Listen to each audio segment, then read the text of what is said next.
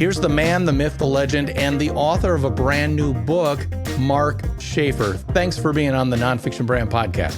Good. I guess I'm a myth to some people. Who knows? We can explore that further, perhaps. No, you truly are. I mean, I've had the pleasure of seeing you speak a couple of times, and every time I see you on stage and hear your content and what you're sharing, I go, well, that's a big duh, except it's a completely new duh. I mean, you do what all good people who are really artists at what they do. They make the incredibly difficult to come about seem effortless. Your ideas and your point of view, certainly it puts into words a lot of the things that I've been thinking for a long time. And so I guess part of it is confirmation bias, the fact that it comes out of your mouth and I've been thinking it. Yay, we're on the same team. But I think one of the things I love about what you do is you bring in ideas that are not hardcore contrarian, but they're definitely in response to perhaps the mainstream thinking of things. For example, your new book, Belonging to the Brand, Why Community is the Last Great Marketing Strategy.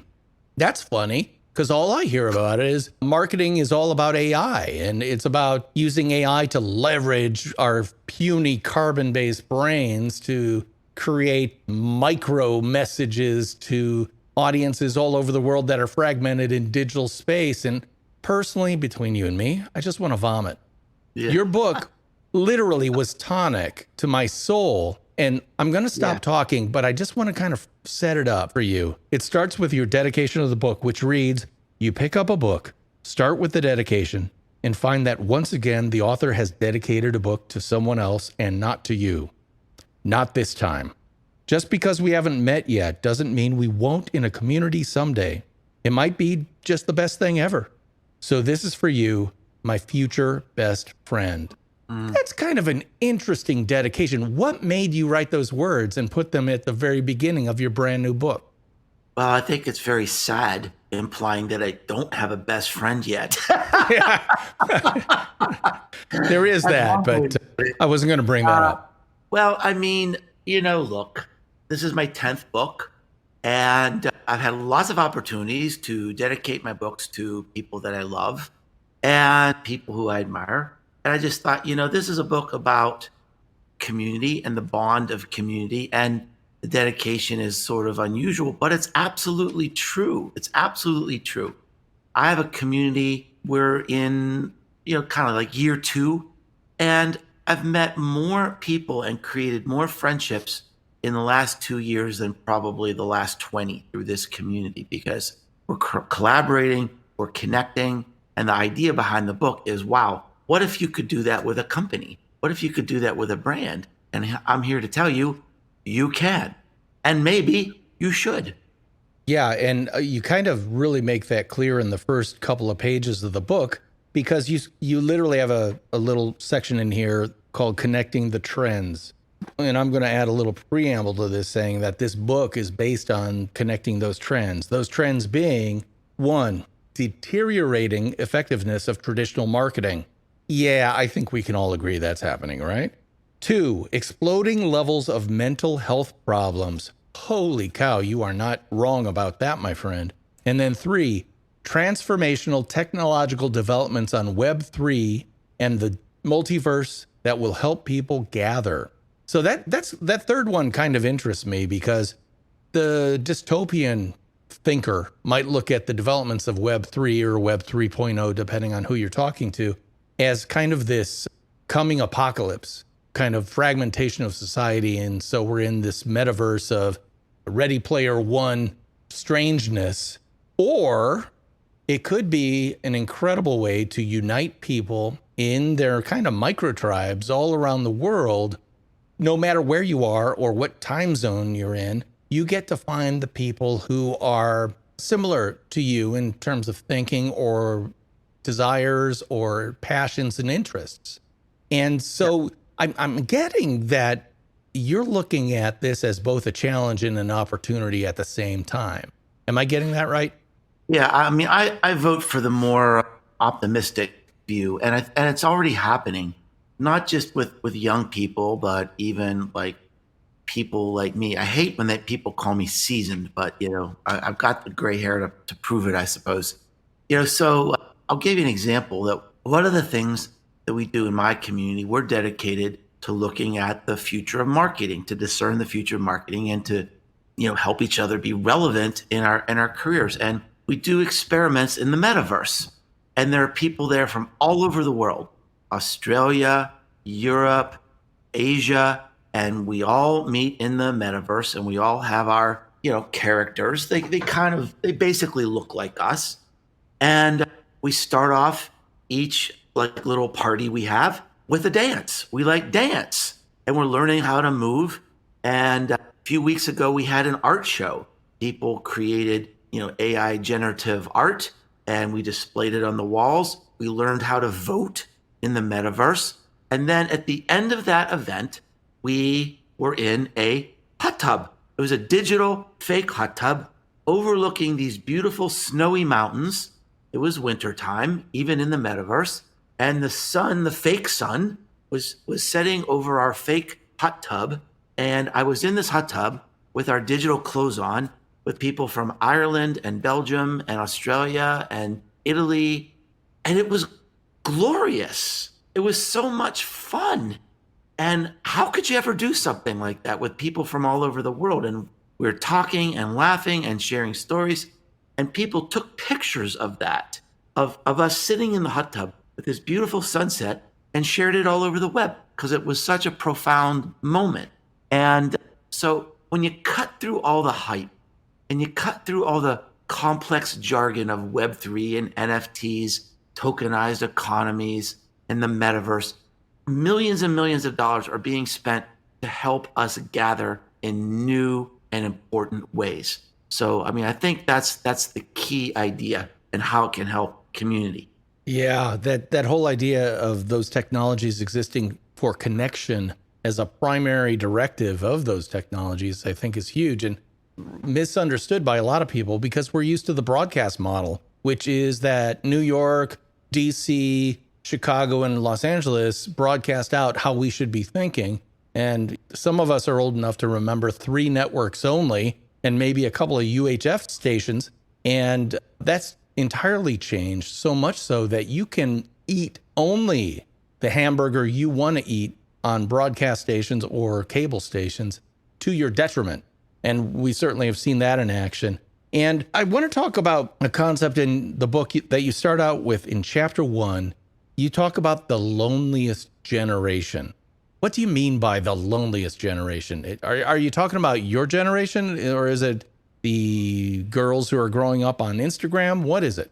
In a way, it's a metaphor for all of that. But specifically, one of the things that prompted me to write this book was the headline I saw in the New York Times that said the loneliest generation.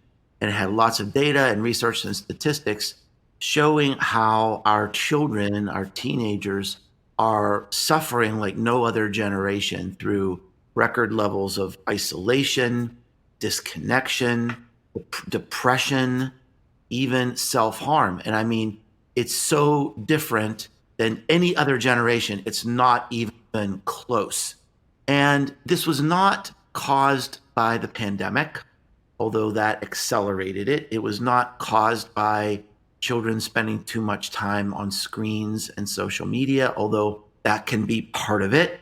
It's a complex problem that has been creeping up on us for decades. It does affect every generation to some extent, and there's just an increased amount of isolation in the world. Part of that comes from the collapse of many social institutions that used to be our homeroom for belonging, like churches, like civil and social clubs, like the Lions Club or the Rotary Club, something like that. Even youth sports in many places is in decline. A lot of leagues were canceled during the pandemic, and kids went online to play esports and never came back. So it's a complex cocktail. But one of the solutions, and I'm not being Pollyannish, I'm not saying, start a community and change the world, but we need community. We just simply need it. It's not that we want it. We must have community to be a really fully formed, fully functioning, psychologically, sociologically healthy person, even physically healthy person. And so this is an interesting concept in the book, that this is a business book. It talks about community through the perspective of brand marketing, as far as I know, for the first time. It provides an unassailable business case for viewing community as a brand marketing strategy. But one of the side benefits is it's not only a marketing strategy that works, it's a marketing strategy that heals. And I think that's really interesting as a marketing professional. I think you're exactly right, because we've always had brand communities that have existed. All you have to do is look at 50 Harleys going down the highway next to you, and you look at the people and go, oh yeah, there's my accountant, there's my lawyer. And they're all part of a Harley group. Right. So they found a tribe that they belong to, and they've selected. Other people are brand loyal to the point where they get tattoos and things like that of those brands. But I think you're talking about something entirely different, which is that brands and branded organizations, companies, even products and services need to start looking at building communities of not just fans, but family. Is that right? Well, sort of. So, I mean, one of the things that I point out in the book, and I think this is an important point of differentiation that people have found very helpful, is that there's this emotional continuum in marketing. I mean, we used to build our brands on advertising, which we don't really see anymore. Most companies are very active in social media, but those are relatively weak relational links. If we say, hey, everybody, buy our product on Twitter, there's no commitment there. It's ephemeral. It's like throwing a message in the bottle, into an ocean, the LinkedIn ocean or the Facebook ocean or the YouTube ocean or wherever. So the real strategy is to connect with new people on social media and bring them into your audience, which is a subscription to your content, just like your show or my blog, or perhaps a video series or a podcast or something like that. Now that creates a much stronger emotional connection. If I go to my blog and say, hey, everybody, I have a new book out, lots of people will buy it. And that's good. That's an audience. It's the same as what Seth Godin wrote about in his book about tribes. That book's got to be at least 12 or 13 years old now, right? What Seth was really talking about was an audience. Now, this is where most businesses stop. They don't then move their audience to a community, which is different. And it's the strongest emotional connection, the ultimate emotional connection. And a community is different from an audience in three ways. Number one, there's communion. The people in the community know each other. The bond they have with friends they have in the community is just as important or more important than the bond they have with the brand. And it creates a layer of emotional switching costs between you and the competitors. Because if they leave you, they leave their friends, and they don't want to do that. So literally, they belong to the brand. Number two, community it has to be centered around a reason to gather. This is different than a mission statement or a point of marketing differentiation. This is a purpose, a belief, a value, where your purpose for being aligns with the interests and values of your customers, and you figure we can do whatever we want to do together better together than if we were alone. That is a powerful reason to gather.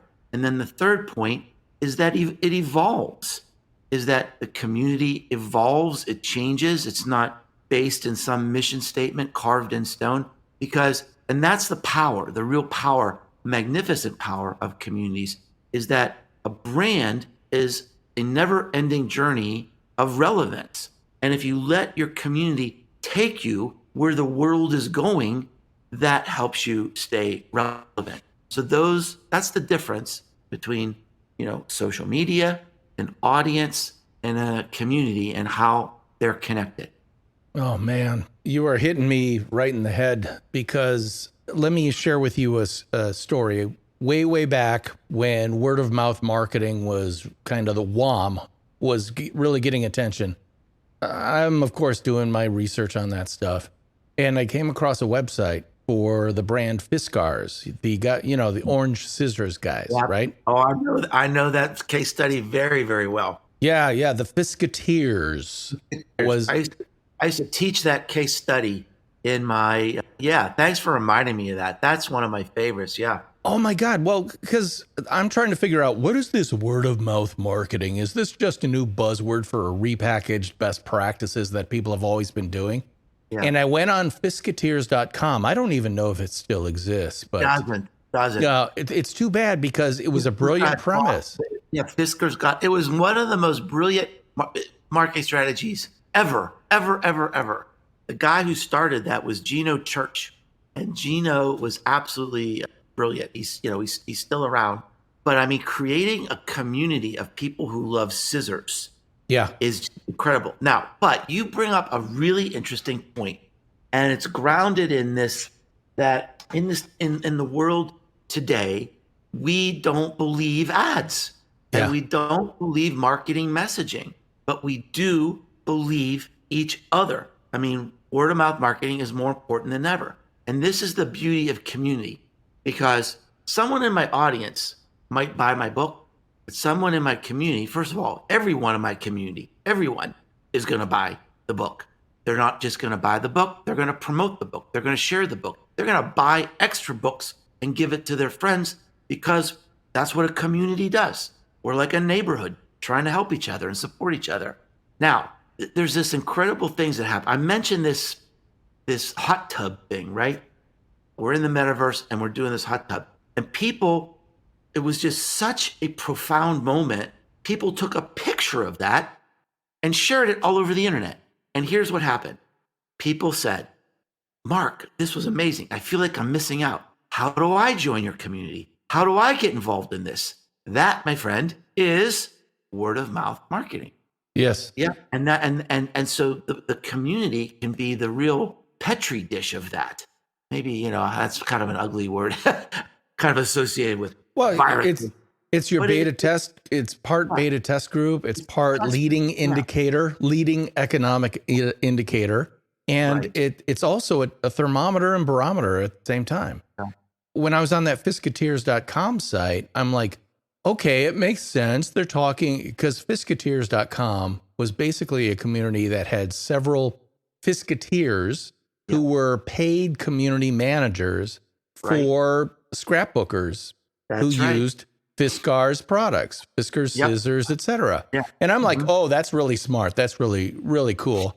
I go a little deeper into their kind of old chat boards, their kind of groups where people could get together and talk. They weren't talking about scissors.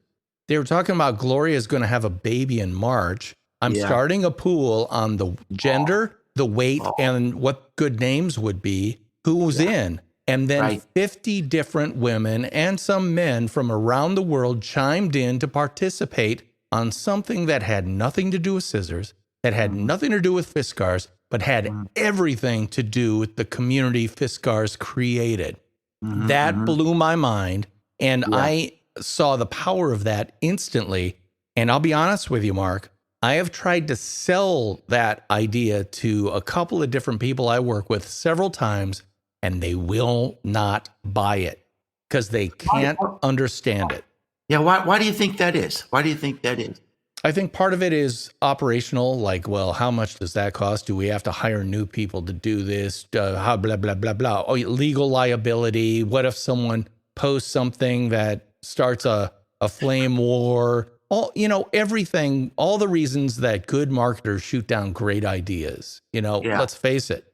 Risk is involved in what you're doing, what you're talking about doing, which is creating community. Because once you create that community, you are the sheriff in that community. And you have to make sure that, and most people, if they get into past the kind of filters to get into your community, they're probably quality people. But you can't be absent from that community yourself. You have to be an active participant. and, dare I say, benevolent father in your case, or benevolent mother if you're a female, so that even if you're having the party and you're telling everyone to bring their own beer and their own meat, and I've got the grill and I've got some music on, you still have to make sure that Uncle Weirdo doesn't get too drunk and start hitting on somebody else's wife or whatever.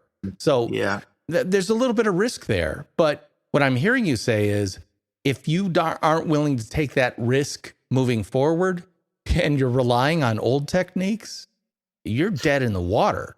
Well, I think it's just this simple. Is like, I've been in marketing more than 40 years. I can say with some authority, this is by far the hardest time to be in marketing. How are you going to rise above the noise? And it's just going to get worse with AI and ChatGPT pumping out content all day long. It never gets tired. It never gets sick. It never goes on strike. And the world is just going to be even filled with even more noise. It's going to be more difficult, more expensive to compete. And we already talked about, ads don't work. They're being blocked, they're being dismissed, and they're not believed. So we got to find something new. What the heck are you going to do? Now, community is hard. It's not fast. It's not easy. But all marketing is hard. Why not try something that works? And look, this is unfamiliar. It may not fit on your marketing dashboard. It might not be as easy to measure as some of the other things that you do. But let me tell you something, my friend. I saw a newsletter from, it's a Gen Z agency that creates this Gen Z Trends newsletter. And the newsletter this week was all about community. It was almost like they were reading a script from my book. Literally, it was unbelievable, saying, we're lonely, we're disconnected, we're isolated. We have got to have community. Who's going to do it for us? So it's like you've got a choice. Sometimes you got to move into something different. You got to put down your algorithms. You got to put down your email automation. You got to, forget about your Facebook ads for a minute and just reassess. What are you doing? What are the options? Are you keeping pace with the culture? We've got your customers. We've got this young generation that are longing to belong. They're crying out for connection and help. Now, someone in your industry is going to create a commune. And when they do, just like Fiskars, there's not going to be a second scissors community. There just isn't. There's going to be one big badass scissors community, and it's going to be dominant. I hope it's you. I hope it's whoever's listening today. Sometimes you can't always keep up with the pulse of culture and measure. Sometimes you got to move fast. Try something new. Take a risk to keep up with the pulse of culture and figure out the measurement down the road. Oh, you are so right. And let me tell you, I'm so glad that I'm going back to 2 consecutive weeks with the same guest format, because I want to plumb your mind even deeper. And I want to just give a little teaser for next week's episode. We're going to be talking about a pronouncement you make in the book that stipulates that a brand community is a business strategy, not just a marketing strategy. That's a pretty provocative statement, and I want to go deeper into that. But for now, I've got to end this episode of the Nonfiction Brand Podcast. I want to thank so much my guest, Mark Schaefer, for being on. And as always, I'm your host with the not-so-most DP Knudten, and he is Mark Schaefer. And I'll be talking at you again next week. Bye-bye.